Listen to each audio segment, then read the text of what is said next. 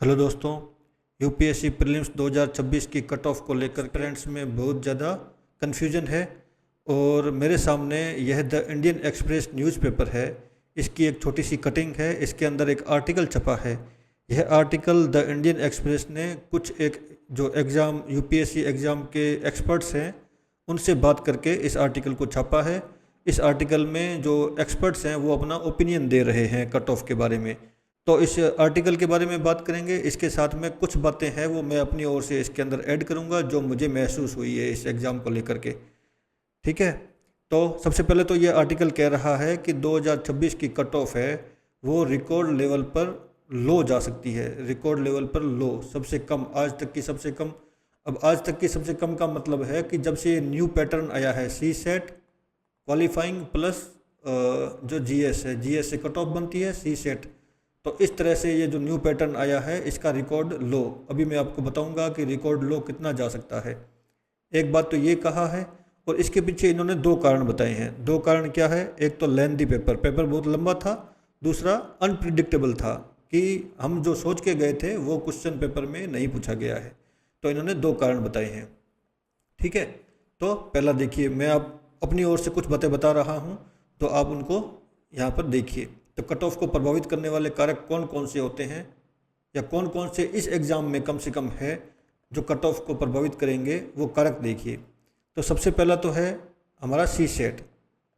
देखो इसमें सी सेट की बात नहीं की गई है, मैं बताता हूँ। सी सेट, सी सेट में क्या है कि एक सी सेट में तो एक तो जो गद्यांश होते हैं, सी सेट के अंदर गद्यांश यानी बोधगम्यता वाले क्वेश्चन कम हो गए हैं। बोधगम्यता वाले क्वेश्चंस होते हैं वो एक तरह से लाइफलाइन होते हैं। कम से कम हिंदी मीडियम स्टूडेंट्स हैं, हिंदी माध्यम के विद्यार्थी हैं, इनके लिए गद्यांश लाइफलाइन का काम करते हैं और वो इन गद्यांश की मदद से अपने आप को सी सेट के अंदर क्लियर करवा लेते हैं। लेकिन इस बार गद्यांश बहुत कम पूछे हैं, लगभग 23 गद्यांश पूछे हैं और ऊपर से इन गद्यांश के जो आंसर्स हैं वो भी ठीक नहीं हैं।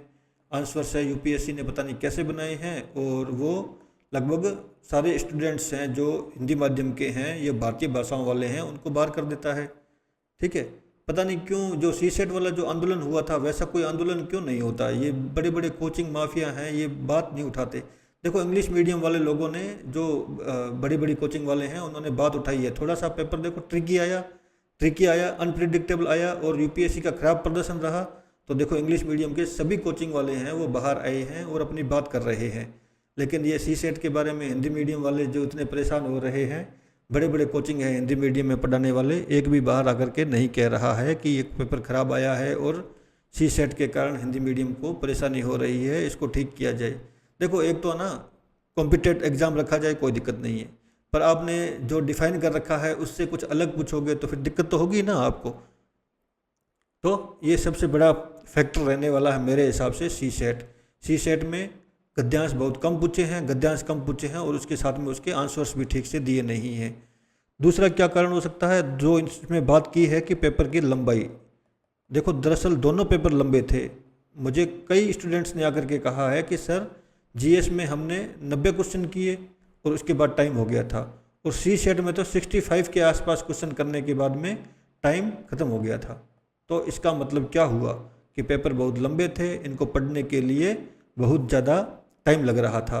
पूरा पेपर हुआ ही नहीं। पूरा पेपर जिसने किया है तो उसकी वो अच्छा उसने अभ्यास कर रखा होगा या अच्छा एक्सपर्ट होगा तभी वो पेपर पूरा कर पाएगा। ठीक है। ये दो कारण हो गए। तीसरा कारण देखिए, पेपर की लंबाई हो गई, गद्यांश हो गया। अब देखो तीसरा कारण है नो परफेक्ट ऑप्शन अवेलेबल। ठीक है।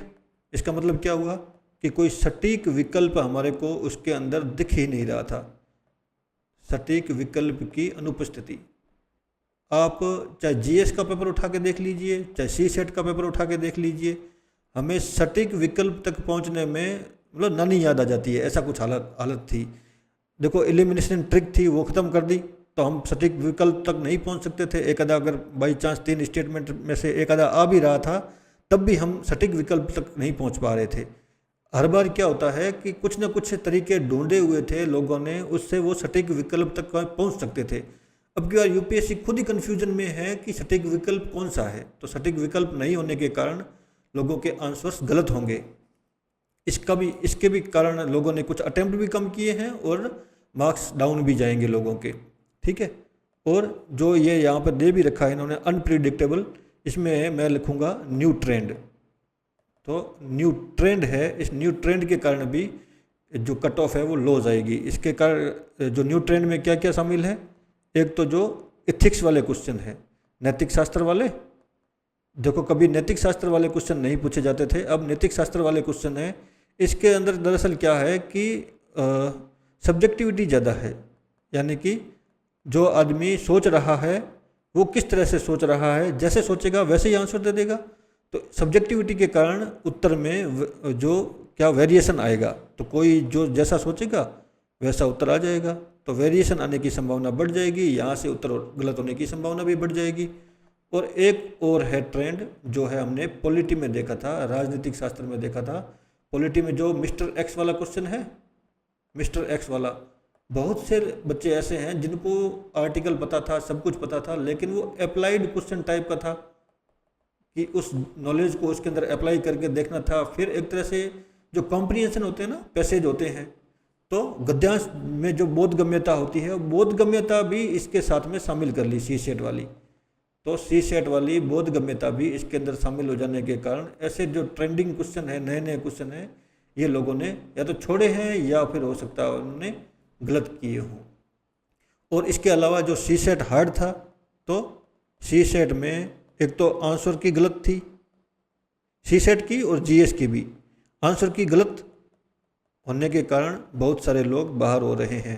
हिंदी मीडियम के तो कितने ही लोग हैं जो जीएस में 90+ स्कोर कर रहे हैं। मेरे सामने काफ़ी मैसेज आते हैं कि हमने 90+ जीएस में तो है, लेकिन सी सेट में डब्बा गोल हो गया है। तो ये हाल है, ये सभी कारण रहेंगे जो सी सेट नहीं, जो कट ऑफ को डिसाइड करेंगे, ठीक है। तो ये ट्रेंड देखिए, ये 5-6 सालों का ट्रेंड है। अब देखिए, ये कह रहा था, अभी ये जो आर्टिकल था क्या कह रहा था कि रिकॉर्ड लो लेवल पर, रिकॉर्ड लो है जो आप देख लीजिए 2023 वाला, 2023 वाला जो कट ऑफ का प्रिडिक्शन है या जो कट ऑफ थी वो ये रही। इसमें जनरल की 75.41 और ईडब्ल्यूएस की ये रही। ये सभी आप देख पा रहे हो कि ये कट ऑफ है 2023 की, ठीक है। इन कट ऑफ को देख लीजिए। इसके अलावा मैं आपको बताता हूँ कि इस कट ऑफ में क्या परिवर्तन आएंगे और कैसे आएंगे, ठीक है। 2023 का पेपर मुश्किल था, ठीक है। एक चीज़ तो ये यहाँ नोट करो कि 2023 का पेपर मुश्किल था, सही बात है, मुश्किल था। सी सेट मुश्किल था, जी हाँ, सी सेट भी मुश्किल था। तो इस पेपर में इसमें खास क्या है, इसमें है न्यू ट्रेंड। न्यू ट्रेंड आप देख रहे हो, एक तो जो नैतिक शास्त्र एथिक्स वाले क्वेश्चन है, एथिक्स वाले क्वेश्चन बिल्कुल भी लोगों ने या तो छोड़ दिए होंगे या लोगों ने गलत किया होगा। और दूसरा अप्लाइड जो नॉलेज वाला है, बोधगम्यता वाला क्वेश्चन आ गया था, मिस्टर एक्स पॉलिटी वाला, तो बोधगम्यता वाले क्वेश्चन है वो भी लोगों ने गलत किए हैं। तो 2 क्वेश्चन तो यहाँ से गलत होने की संभावना बढ़ जाएगी। इसके अलावा जो बड़ी बात है, इससे भी बड़ी बात है, इन नए ट्रेंड के अलावा बड़ी बात है जो लेंथी पेपर, जो पेपर की लंबाई। अगर आप 10 क्वेश्चन के आसपास पढ़ ही नहीं पाओगे, 10 नहीं तो मैं तो कह रहा हूँ 5 क्वेश्चन भी अगर आप पढ़ नहीं पाओगे, तो इसका मतलब क्या हुआ, 5 क्वेश्चन एक तरह से हार्ड लेवल पे आ गए, बाकी सबसे तो हार्ड आ गए। तो ये 5 क्वेश्चन अगर कोई नहीं पढ़ पाएगा तो उसके लिए तो ये मान लो ना छूट गए। और छोड़ने का मतलब क्या हुआ, हार्ड है। आसान भी होंगे, मान लिया आसान भी होंगे, हम छोड़ते कौन से क्वेश्चन है जो हार्ड होंगे। ये टाइम कमी के कारण हम छोड़ रहे हैं, तब भी हार्ड ही माने जाएंगे ना। इसके कारण मेरे हिसाब से +2 क्वेश्चन की जो है हानि होगी। +2 क्यों लिख रहा हूँ मैं, या -2 लिखना चाहिए ना, तो -2 क्वेश्चन हो जाएंगे। -2 क्वेश्चन का मतलब हो गया 4 मार्क्स, ठीक है। और यहाँ कट ऑफ जो भी आप देख रहे हो, इसके अंदर 4 से 5 मार्क्स आप कम कर लीजिए, सभी में 4 से 5 मार्क्स आप कम कर लोगे तो ये अब की बार भी की कट ऑफ आ जाएगी। सभी में कम कर लो, सबके जो मार्क्स हैं यहाँ पे 4 से 5 मार्क्स कम कर लो, आप देख लेना कट ऑफ यही रहने वाली है। सबसे बड़ा कारण होगा हिंदी मीडियम के लोगों का बाहर हो जाना। हिंदी मीडियम के लोग जीएस में बहुत अच्छे होते हैं, ठीक है। हिंदी मीडियम के लोग अगर अच्छे ये जीएस में अच्छा स्कोर कर भी पा रहे हैं, तब भी सी सेट इनको बाहर कर दे रहा है। सी सेट बाहर कर देगा तो फिर अच्छा स्कोर करने का भी कोई फ़ायदा नहीं हुआ, इसलिए मैं कह रहा हूँ। ठीक है, तो कट ऑफ क्या रहने वाली है? तो कट ऑफ अगर मैं जनरल की निकाल दूँ 75, तो 70 के आसपास आ जाएगी। तो मुझे तो लग रहा है 70 से भी एक आधा अंक नीचे चला जाएगा, हो सकता है 70 से भी नीचे पहुंच जाए, लेकिन 70 तो है ही। और जो इंडियन एक्सप्रेस का जो आर्टिकल है वो भी कह रहा है कि रिकॉर्ड लेवल पे लो जाएगी, रिकॉर्ड लेवल पे लो रहने वाली है कट ऑफ। ठीक है, तो देख लीजिए 70 के आसपास जिसके भी मार्क्स बन रहे हैं वो तैयारी कीजिए। क्यों? क्योंकि अगर आप 68 आपके बन रहे हैं और वहाँ से जो अगर आंसर की के अंदर वेरिएशन है, तो आंसर की में ठीक होने के कारण अगर एक आधा क्वेश्चन आपका ठीक हो जाता है, एक तो आपका नेगेटिव मार्किंग खत्म हो जाएगी यहाँ से उस क्वेश्चन की, और प्लस उसके मार्क्स भी आपको मिल जाएंगे। एक आधा क्वेश्चन ड्रॉप होता है और तो जैसे अभी तो 200 मार्क्स है और 100 क्वेश्चन है, तो 2 नंबर का एक क्वेश्चन हो गया। लेकिन अगर क्वेश्चन ड्रॉप हो जाएंगे ना, तो 200/98 हो जाएगा। जैसे मान लिया 2 क्वेश्चन ड्रॉप कर दिया, तो ये 2 से बढ़ करके कुछ और अंक यहाँ पे जुड़ने शुरू हो जाएंगे, लेकिन कट ऑफ 70 के आसपास रहेगी, ये याद रखना आप।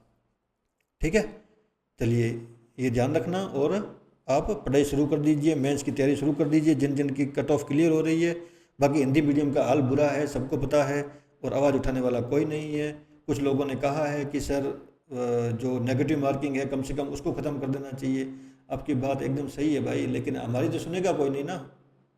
ठीक है, हम तो जो बड़े बड़े कोचिंग माफिया हैं जो पैसे कमा चुके हैं, उनको पैसे लगा करके 2014 जैसा आंदोलन खड़ा करना चाहिए, लोगों को इकट्ठा करना चाहिए, बताना चाहिए कम से कम, और नहीं तो सुप्रीम कोर्ट में जाकर के रिप्रेजेंटेशन दर्ज करवाना चाहिए। कहीं ना कहीं तो कुछ बात करें, यूपीएससी में जाकर के रिप्रेजेंटेशन दर्ज करवाए कि भाई देखो हिंदी मीडियम के लोग बाहर हो रहे हैं, आप क्या कर रहे हो। आपने 10वीं क्लास तक के कॉम्प्रीहेंशन पूछने के लिए कहा था और गद्यांश को ऐसा एआई जनरेटेड बना दिया कि जो पीएचडी करने वाला स्टूडेंट है वो भी सॉल्व नहीं कर सकता।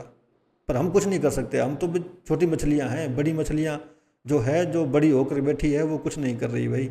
इंग्लिश मीडियम का पेपर अब की देखो थोड़ा सा ट्रिकी आया, तो इंग्लिश मीडियम के लोगों ने विरोध दर्ज करवाया है।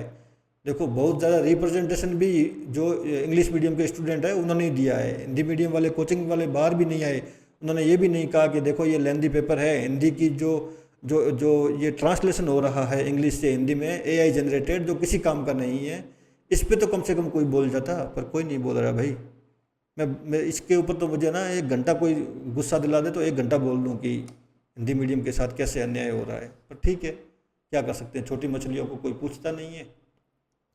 चलिए ख़त्म करते हैं इस क्लास को।